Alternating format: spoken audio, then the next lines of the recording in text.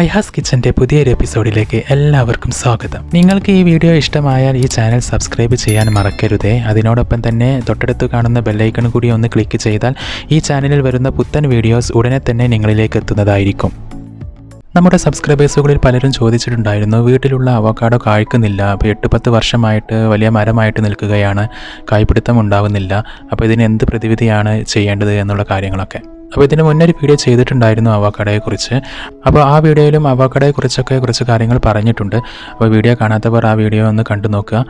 അപ്പോൾ ഇന്നത്തെ ഈ വീഡിയോയിൽ അവോക്കാഡോ മരം നിറഞ്ഞ് കായ്ക്കാൻ പ്രോപ്പറായിട്ട് നമുക്ക് എങ്ങനെ വളം കൊടുക്കാം എന്നുള്ള കാര്യങ്ങളെക്കുറിച്ചാണ് പറയുന്നത്. അപ്പോൾ നിങ്ങൾ വീഡിയോ മുഴുവനായിട്ട് കാണാൻ ശ്രമിക്കുക. കുറച്ചൊക്കെ കെയറിങ് ആവശ്യമുള്ള ഒരു മരം തന്നെയാണ് അവോക്കാഡോ. അപ്പോൾ പ്രോപ്പറായിട്ട് ഇതിൻ്റെ വളർച്ചാ ഘട്ടത്തിൽ അതിനാവശ്യമായിട്ടുള്ള വളങ്ങൾ കൊടുത്താൽ മാത്രമേ ഇതിൽ നിന്നും നമ്മൾ വിചാരിക്കുന്ന ആ ഒരു റിസൾട്ട് നമുക്ക് കിട്ടുകയുള്ളൂ.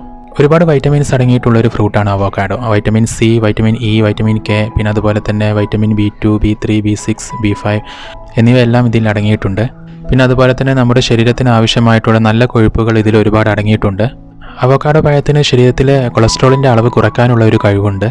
അങ്ങനെ ഒരുപാട് നല്ല ഗുണങ്ങളുള്ള ഒരു ഫ്രൂട്ട് തന്നെയാണ് അവോക്കാഡോ. വെള്ളം കെട്ടി നിൽക്കാത്ത സ്ഥലത്താണ് അവോക്കാഡോ നന്നായി വളരുന്നത്. തൈകൾ നടുന്ന സമയത്ത് നല്ലതുപോലെ അടിവളം ചേർത്ത് കൊടുത്തിരിക്കണം. ഇതിനു വേണ്ടി ജൈവ വളപ്രയോഗമാണ് ഏറ്റവും നല്ലത്. എല്ലുപൊടി, പിന്നെ അതുപോലെ വേപ്പിൻ പിണ്ണാക്ക്, പിന്നെ അതുപോലെ തന്നെ ചാണകപ്പൊടി എന്നിവയെല്ലാം നമുക്ക് ജൈവവളമായിട്ട് ഇതിന് നടുന്ന സമയത്ത് തന്നെ ചേർത്ത് കൊടുക്കാവുന്നതാണ്. പിന്നെ അതുപോലെ തന്നെ വളങ്ങൾ ചേർത്ത് കൊടുക്കുന്ന സമയത്ത് നൈട്രജൻ കൂടുതൽ അടങ്ങിയിട്ടുള്ള വളങ്ങൾ അവോക്കാഡോ മരത്തിന് വളരെ നല്ലതാണ്.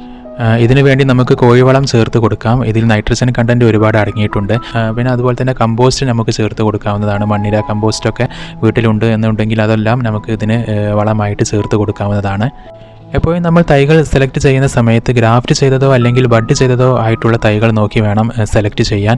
ഇത്തരത്തിലുള്ള തൈകളാണ് പെട്ടെന്ന് കായ്പിടുത്തം ഉണ്ടാവുന്നത്. നമ്മളിതിൻ്റെ വിത്ത് മുളപ്പിച്ച് തൈകൾ ഉണ്ടാക്കുകയാണ് എന്നുണ്ടെങ്കിൽ ഒരുപാട് കാലതാമസം പിടിക്കും ഇതിൽ അവോക്കാഡോ ഉണ്ടാകുവാൻ വേണ്ടി. വാണിജ്യ അടിസ്ഥാനത്തിലും കൃഷി ചെയ്യാവുന്ന നല്ലൊരു ഫ്രൂട്ടാണ് അവോക്കാഡോ. ഇതിൽ ധാരാളം നാരുകളും ആരോഗ്യകരമായ കൊഴുപ്പും അടങ്ങിയിട്ടുള്ളത് കൊണ്ട് തന്നെ കർഷകർക്ക് നല്ലൊരു വരുമാനം നേടിക്കൊടുക്കുന്ന ഒരു പഴം തന്നെയാണ് അവോക്കാഡോ. 700-ലേറെ വെറൈറ്റികൾ അവോക്കാഡോയിൽ ഉണ്ട് എന്നാണ് പറയപ്പെടുന്നത്. ഇതിൽ ഏറ്റവും കൂടുതൽ പ്രചാരത്തിലുള്ള ഇനങ്ങൾ എന്ന് പറയുന്നത് പർപ്പിൾ, പിന്നെ അതുപോലെ തന്നെ ഹാസ്, പിന്നെ അതുപോലെ ലുല, ഫർട്ടി, പൊള്ളാക്ക് എന്നീ ഇനങ്ങളൊക്കെയാണ് കൂടുതൽ പ്രചാരത്തിലുള്ളത്. ഇവയെല്ലാം തന്നെ ഉഷ്ണമേഖലാ കാലാവസ്ഥയിൽ നല്ലതുപോലെ വളരുന്ന ഇനങ്ങളാണ്. ഇപ്പോൾ സൂപ്പർ മാർക്കറ്റുകളിലൊക്കെ നമ്മൾ അധികവും കണ്ടുവരുന്നത് ഹാസ് എന്ന് പറയുന്ന ഇനമാണ്. മഴയുടെ തുടക്കത്തിൽ നമുക്ക് അവോക്കാഡോ തൈകൾ നടാവുന്നതാണ്. ഇതിനുവേണ്ടി 2 അടി ആഴത്തിലും വീതിയിലും കുഴിയെടുത്തതിന് ശേഷം ഇതിൽ മേൽമണ്ണുമായിട്ട് നമ്മൾ മുന്നേ പറഞ്ഞിട്ടുള്ള എല്ലാ വളങ്ങളും നല്ലതുപോലെ മിക്സാക്കുക. ജൈവവളങ്ങൾ നല്ലതുപോലെ മേൽമണ്ണുമായിട്ട് മിക്സാക്കിയതിന് ശേഷം നമുക്ക് തൈകൾ നടാവുന്നതാണ്. ഒരുപാട് ബ്രാഞ്ചുകളായിട്ട് പന്തലിച്ച് വളരുന്ന ഒരു സ്വഭാവമാണ് അവോക്കാഡോ മരത്തിനുള്ളത്. നല്ലതുപോലെ വളപ്രയോഗം നടത്തിയാൽ മാത്രമേ ഇതിൻ്റെ വളർച്ച വേഗത്തിലാവുകയുള്ളൂ. പ്രായം കുറഞ്ഞ തൈകൾക്ക് 1:1:1 എന്ന അനുപാതത്തിലും, പിന്നെ അതുപോലെ തന്നെ വളർന്ന ചെടികൾക്ക്, വലിയ ചെടികൾക്ക് 2:1:2 എന്ന അനുപാതത്തിലും നൈട്രജൻ, ഫോസ്ഫറസ്, പൊട്ടാഷ് എന്നിവ നമ്മൾ കൃത്യമായിട്ട് നൽകേണ്ടതാണ്.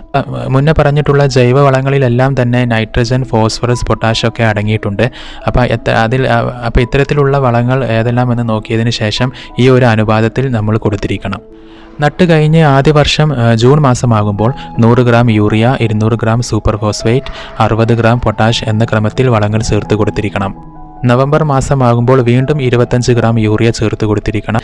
2ാം വർഷത്തിലേക്ക് കടന്നു കഴിഞ്ഞാൽ ജൂൺ മാസമാകുമ്പോൾ 1 കിലോ കമ്പോസ്റ്റ് ചേർത്ത് കൊടുത്തിരിക്കണം. മണ്ണിര കമ്പോസ്റ്റ് ചേർത്ത് കൊടുത്തിരിക്കണം. പിന്നെ അതുപോലെ തന്നെ നവംബർ മാസമാകുമ്പോൾ 35 ഗ്രാം യൂറിയ ചേർത്ത് കൊടുത്തിരിക്കണം. പിന്നെ അതുപോലെ തന്നെ 3ാം വർഷത്തിലേക്ക് കടന്നു കഴിഞ്ഞാൽ ജൂൺ നവംബർ മാസമാകുമ്പോൾ 1 കിലോ വളമിശ്രിതം, പിന്നെ അതുപോലെ തന്നെ 45 ഗ്രാം യൂറിയയും ചേർത്ത് കൊടുത്തിരിക്കണം. അപ്പോൾ ഇത്തരത്തിലുള്ള ഒരു ഓർഡറിൽ കൃത്യമായിട്ട് ഓരോ വർഷവും പ്രോപ്പറായിട്ട് നമ്മൾ വളങ്ങൾ ചേർത്ത് കൊടുത്തിരിക്കണം. ഇതിന് പുറമെ ഇരുമ്പ്, സിങ്ക്, ബോറോൺ എന്നീ സൂക്ഷ്മ മൂലകങ്ങൾ അടങ്ങിയിട്ടുള്ള വളങ്ങളും ചേർത്ത് കൊടുക്കേണ്ടതാണ്. പിന്നെ അതുപോലെ തന്നെ പ്രൂണിങ് വളരെ ഇമ്പോർട്ടൻ്റ് ആണ്. ഇപ്പോൾ ചെടിയുടെ സ്വഭാവം അനുസരിച്ച് നമ്മൾ പ്രൂണിങ് നടത്തി കൊടുത്തിരിക്കണം. കുത്തനെ വളരുന്ന ഇനങ്ങളിൽ പ്രധാന തടി മുറിച്ച് മാറ്റി മരത്തിൻ്റെ വശങ്ങളിലേക്ക് ശാഖകൾ വളരാൻ വേണ്ടി അനുവദിക്കണം. എല്ലാ ശാഖകളിലും സൂര്യപ്രകാശം ലഭിക്കുന്ന വിധം വേണം പ്രൂണിങ് ചെയ്ത് കൊടുക്കാൻ. പിന്നെ അതുപോലെ തന്നെ അവോക്കാഡോ കായ്ക്കുന്നതിന് കാലാവസ്ഥയുമായി ഒരുപാട് ബന്ധപ്പെട്ട് കിടക്കുന്നുണ്ട്. നല്ല ചൂടുള്ള സ്ഥലങ്ങളിൽ 6 മാസം മതി അവോക്കാഡോ മൂത്ത് പാകമാകാൻ. എന്നാൽ തണുപ്പ് കൂടിയ പ്രദേശങ്ങളിൽ അവോക്കാഡോ മൂക്കാൻ 12 മുതൽ 18 മാസം വരെ വേണം. വിത്ത് തൈകൾ കായ്ച്ചു കിട്ടാൻ ഏകദേശം 8-10 വർഷം പിടിക്കും.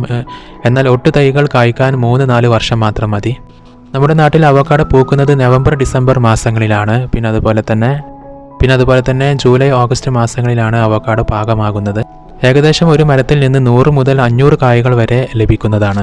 കേരളത്തിൽ വയനാട്ടിൽ നല്ലതുപോലെ അവക്കാഡോ കൃഷി ചെയ്യപ്പെടുന്നുണ്ട്. അതുപോലെ തന്നെ വളർന്നു വരുന്ന തൈകൾക്ക് വേനൽക്കാലത്ത് നല്ലതുപോലെ നനച്ചു കൊടുത്തതിന് ശേഷം പിന്നെ കാലവർഷം ആരംഭത്തോടെ വേണ്ട രീതിയിൽ വളപ്രയോഗം കൂടി നടത്തിയാൽ ഗ്രാഫ്റ്റ് ചെയ്ത തൈകൾ 3 വർഷത്തിനുള്ളിൽ പുഷ്പിച്ച് കായ്കൾ നൽകുന്നതായി കണ്ടുവരുന്നു. അപ്പോൾ നല്ല നഴ്സറികളിൽ നിന്നും നല്ല ഹൈബ്രിഡ് തൈകൾ നോക്കി വാങ്ങി നട്ടുപിടിപ്പിക്കാൻ വേണ്ടി ശ്രദ്ധിക്കുക.